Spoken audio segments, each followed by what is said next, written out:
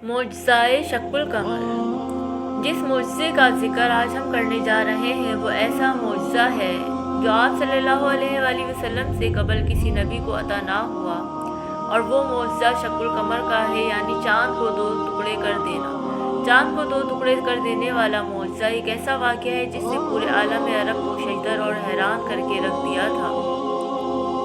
सरकार दो आलम सल्लल्लाहु अलैहि वसल्लम अल्लाह ताला के आखिरी नबी बनकर इस दुनिया में तशरीफ़ लाए। अल्लाह करीम ने जिस तरह दीगर अंबियाए कराम को मुख्तलिफ़ मौज़ात अता फरमाए, इसी तरह सरकार दो आलम सल्लल्लाहु अलैहि वसल्लम की ज़ात को सरापा मौज़ा बना कर दुनिया में भेजा। आपसे पहले तशरीफ़ लाने वाले तमाम अंबियाए कराम किसी एक ख़ास मौज़े के साथ मखसूस शोहरत रखते थे। मसलन हज़रत स्वालेह अलैहिस्सलाम की ऊँटनी का मौज़ा, हज़रत मूसा अलैहिस्सलाम के असा का सांप बन जाना, हज़रत ईसा अलैहिस्सलाम का मुर्दों को ज़िंदा कर देना। लेकिन सरकार दो आलम सल्लल्लाहु अलैहि वसल्लम सरापा मौज़ा बनकर तशरीफ़ लाए। आप सल्लल्लाहु अलैहि वसल्लम की आदत व अतवार, आप सल्लल्लाहु अलैहि वसल्लम का कलाम करना, आप पर कुरान करीम का नाजिल होना, इस समेत कई मौज़ात हैं जो सरकार दो आलम सल्लल्लाहु अलैहि वसल्लम की ज़ात के साथ ख़ास हैं। अगर ये कहा जाए तो बेजा ना होगा कि तमाम अंबिया के मौज़ात को सरकार दो आलम सल्लल्लाहु अलैहि वसल्लम की ज़ात में जमा कर दिया गया। लेकिन जिस मौज़े का जिक्र आज हम करने जा रहे हैं वो ऐसा मौज़ा है जो आप सल्लल्लाहु अलैहि वसल्लम से कबल किसी नबी को अता ना हुआ, और वो मौज़ा शक्ल कमर का है, यानी चाँद को दो टुकड़े कर देना। चाँद को दो टुकड़े कर देने वाला मौज़ा एक ऐसा वाक़या था जिसने पूरे आलम अरब को शजदर और हैरान करके रख दिया था, और इसकी अहमियत इस लिहाज से मुस्लिम होगी कि इस मौज़े की तस्दीक के लिए खुसूसी तौर पर अल्लाह करीम ने सूरत अल-कमर की आयत तैयबात नंबर 1 से लेकर 3 नाजिल फरमाई, जिसमें अल्लाह करीम ने इरशाद फरमाया, तर्जुमा, क़यामत करीब आ गई है और चाँद शक हो गया, और अगर वो कोई निशानी देखते तो मुँह फेर लेते हैं और कहने लगते हैं ये बड़ा ज़बरदस्त जादू है। कुफ़ार आए रोज़ ऐसे मौज़ात का मुशाहिदा करते रहते थे जिसको देखने के बाद कोई सलीमुत्तबा इंसान हुजूर की रिसालत का इनकार नहीं कर सकता था, लेकिन अकल के अंधे उनको जादू कहकर टाल दिया करते थे। आखिरकार एक रात उनकी फरमाइश पर शक्ल कमर का मौज़ा दिखाया गया। मक्का के सारे बाशिंदे खुले मैदान में हाजिर थे। आसमान पर चाँद चमक रहा था। सरवर कायनात सल्लल्लाहु अलैहि वसल्लम ने उंगली को इशारा किया। इशारा करने की देर थी कि चाँद का कुर्रा दो टुकड़े हो गया। देखने वालों को यूँ महसूस हुआ कि उसका एक हिस्सा पहाड़ के उस तरफ और दूसरा दूसरी तरफ चला गया है। फिर वो आनन फानन जुड़ गया। कुफ़ार ये देखकर तस्वीर हैरत बन गए। उनके पास हुजूर की रिसालत के इनकार का कोई असर बाकी ना रहा। अबू जहल बोला कि बड़ा ज़बरदस्त जादूगर है, उसका जादू आसमान पर भी असर करता है। बाद लोगों ने शक्ल कमर की इन आयात तैयबात व क़यामत के वक़ूअ साथ जोड़ने की कोशिश की, और उन्होंने उसकी तशरीह व तफसीर में ये बयान किया कि दरअसल ये क़यामत में पेश आने वाला वाक़या है जिसकी तरफ कुरान करीम की आयत में इरशाद किया गया है। लेकिन कसीर अहादीस साबित करती है ये शक्ल कमर का वाक़या हुज़ूर सल्लल्लाहु अलैहि वसल्लम की हयात तैयबा में हुआ था। तफसीर ज़ियाउल कुरान और तफसीर करतबी और रूहुल मानी के हवाले से ये बताया गया है कि यह वाक़या हिजरत से 5 साल कबल पहले वक़ूअ पज़ीर हुआ, और फिर अपनी इस बात की तस्दीक में कसीर अहादीस तैयबा भी ज़िक्र फरमाई।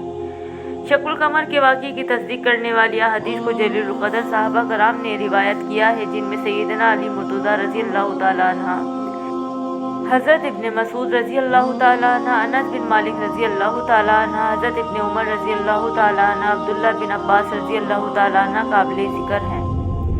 बुखारी और मुस्लिम में एक हदीस मज़कूर है जो हज़रत अब्दुल्लाह बिन मसूद रज़ी अल्लाह तआला अन्हा से मरवी है कि रसूल करीम सल्लल्लाहु अलैहि वसल्लम के ज़माने में चाँद दरमियान में से शक होकर इस तरह दो टुकड़े हो गया था। एक टुकड़ा पहाड़ के ऊपर की जानिब था और दूसरा नीचे की जानिब था। हुज़ूर अकरम सल्लल्लाहु अलैहि वसल्लम ने कुफ़ार को बुलाकर कहा कि मेरे इस मौज़े को गवाही दो। नबी करीम सल्लल्लाहु अलैहि वसल्लम के दस्ते मुबारक से चाँद के दो टुकड़े हो जाना एक ऐसा हकीकी वाक़या है जिसकी सदाकत में किसी को शक व शुबे की कोई गुंजाइश नहीं। इस वाक़े से मुतालिक रिवायात को रावियों की एक बड़ी जमात ने बयान किया है, और उनके वास्ते से बेशुमार मुहद्दिसीन ने इन रिवायात को नकल किया है। उलमा कराम के नज़दीक ये सही रिवायत है और तवातिर की हद तक पहुँची हुई है। इसमें कहीं से भी शक का गुज़र नहीं। लेकिन सबसे बड़ी बात यह है कि خود قرآن کریم نے اپنی آیات طیبات سے اس واقعے کی صداقت کی گواہی دے دی، کیونکہ اگر اس واقعے کو محض قیامت کی نشانیوں کے ساتھ جوڑ دیا جائے تو پھر وہ آیت ذکر کرنے کی ضرورت نہ رہتی جس میں کفار کی طرف سے کہا گیا کہ یہ کھلا جادو ہے۔ ایک اور حدیث مبارکہ میں اس واقعے کا ذکر کچھ اس طرح ملتا ہے کہ شعب ابی طالب میں محصوری کے دن گزر رہے تھے اور محصورین صرف حج کے دنوں میں ہی غار سے باہر نکل سکتے تھے۔ مقاطع کا دوسرا ساتھ چل رہا تھا اور حج کے ایام تھے۔ سرکار دو عالم صلی اللہ علیہ وآلہ وسلم اپنے صحابہ کرام کے ساتھ مینا میں تشریف فرما تھے۔ آسمان پر چاند بھی پورے جوبن پر تھا۔ ابو جہل، ولید بن مغیرہ، عاص بن وائل وغیرہ نے اپنے دیگر ساتھیوں کو جمع کر کے رسول اللہ صلی اللہ علیہ وآلہ وسلم کے سامنے یہ سوال اٹھایا کہ اگر آپ سچے ہیں تو چاند کے 2 ٹکڑے کر کے دکھائیں۔ سرکار دو عالم صلی اللہ علیہ وآلہ وسلم نے فرمایا کہ اگر میں ایسا کر دوں تو کیا تم ایمان لاؤ گے؟ سب نے کہا کہ ہم ایمان لائیں گے۔ حضور اکرم صلی اللہ علیہ وآلہ وسلم نے اللہ تعالیٰ سے دعا فرمائی اور چاند کی طرف انگلی کر کے اشارہ کیا تو چاند کے 2 ٹکڑے ہو گئے۔ چاند کا ایک ٹکڑا کوہ ہیرا کے اوپر تھا اور دوسرا اس کے دامن میں تھا۔ آپ صلی اللہ علیہ وآلہ وسلم نے ہر کافر کو نام لے کر پکارا اور کہا، اے فلاں بن فلاں گواہ رہنا، اے فلاں بن فلاں گواہ رہنا۔ سب لوگوں نے چاند کے 2 ٹکڑے اچھی طرح دیکھ لیے۔ 2 ٹکڑے ایک دوسرے سے اتنی دوری پر ہو گئے تھے کہ بیچ میں ہیرا پہاڑ نظر آ رہا تھا، لیکن کفار نے اس پر کہا کہ یہ جادو ہے۔ ابو جہل نے کہا کہ اس معاملے کی مزید تحقیق کریں گے، اگر یہ جادو ہوا تو صرف ہم لوگوں پر ہی ہو سکتا ہے، جو لوگ یہاں پر موجود نہیں ہیں یا دوسرے شہروں اور ملکوں میں ہیں ان پر تو جادو نہیں ہو سکتا۔ چنانچہ دور دراز کے لوگ جب آئے اور ان سے چاند کے ٹکڑے ہونے کے حوالے سے پوچھا جاتا تو سب اقرار کرتے کہ ہم نے بھی چاند کے 2 ٹکڑے ہوتے دیکھا ہے۔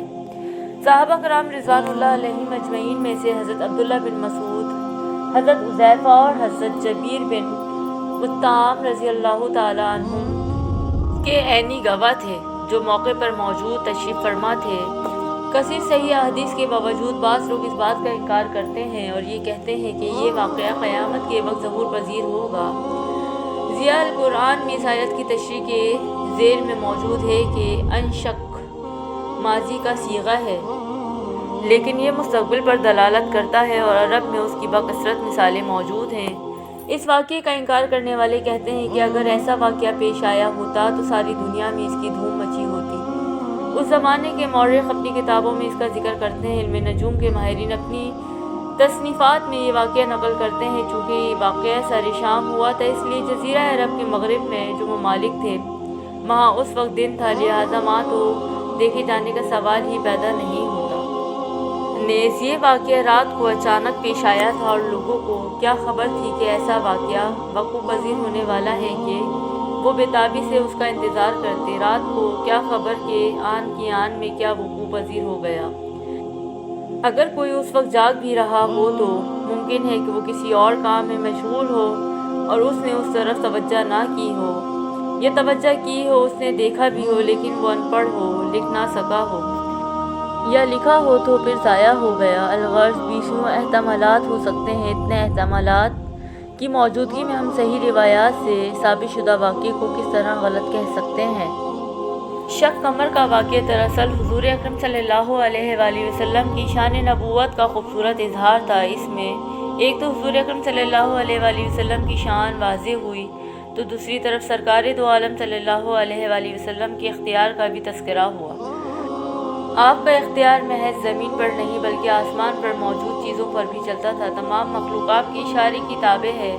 آپ چاہیں چاند کو 2 ٹکڑے کر دیں، پسند فرمائیں تو غروب ہوتا ہوا سورج واپس لے آئیں، آپ پسند فرمائیں تو اللہ آسمان سے بارش نازل کر دے اور خواہش کریں تو اللہ تعالیٰ بارش واپس لے لے۔ حضور اکرم صلی اللہ علیہ وآلہ وسلم کو عطا کردہ معجزات کا تذکرہ اتنا طویل ہے کہ یہ مختصر مضمون اس کا متحمل نہیں ہو سکتا۔ صرف یہی کہنا چاہتا ہوں کہ چاند کے 2 ٹکڑے ہونے کا واقعہ حضور اکرم صلی اللہ علیہ وآلہ وسلم کی نبوت کی صداقت کی دلیل اور آپ کے اختیارات کا اظہار ہے، اور آپ کے بے شمار معجزات میں سے ایک معجزہ ہے۔ ہر دور میں علماء کرام نے سرکار کے موجودات کا شرح و بسط کے ساتھ بیان کیا ہے اور بندہ مومن کے ایمان کو تازہ کیا ہے۔ اللہ کریم ہمیں عقائد و عالم صلی اللہ علیہ وآلہ وسلم کی محبت عطا فرمائے، آمین۔